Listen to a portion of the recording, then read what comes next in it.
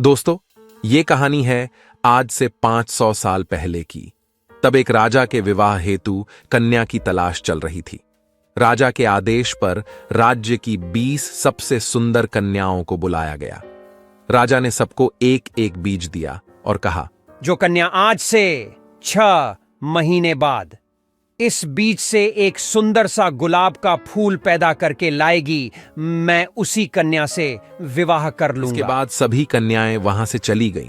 इसके उपरांत राजा भी अपने राज्य कार्यों में फिर से व्यस्त हो गया और सभी प्रजा राजा के द्वारा दिए हुए 6 महीने खत्म होने का इंतजार करने लगी। आखिरकार राजा के द्वारा दिया हुआ समय, जो कि 6 महीने का था, खत्म हुआ और इसी के साथ सभी के इंतजार का समय भी समाप्त हुआ। तब राजा ने सभी 20 कन्याओं को राज दरबार में बुलवाया।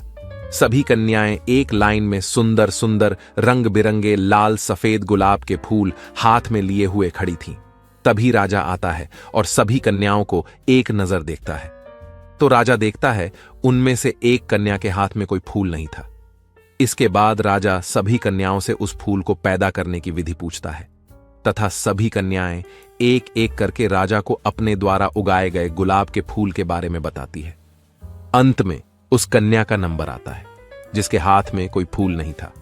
तब राजा पूछता है, तुम्हारा फूल कहां है? क्या तुमने कोई फूल नहीं उगाया? अगर नहीं उगाया तो यहां क्यों आई हो? कन्या जवाब देती है, महाराज, आपने जो बीज दिया था वो असल में गुलाब के पेड़ का था ही नहीं, बल्कि वो किसी अन्य फूल के पेड़ का बीज था। तो मैं उस बीज से गुलाब का फूल कैसे ये उगाती? सुनकर राजा बड़ा खुश होता है और समझ जाता है कि ये कन्या सत्य बोल रही है, क्योंकि राजा ने असल में किसी भी कन्या को गुलाब के पौधे का बीज नहीं दिया था, तथा यह भी समझ गया कि बाकी सभी कन्याएं जो गुलाब का फूल लिए खड़ी हैं, वो सभी झूठ बोल रही हैं।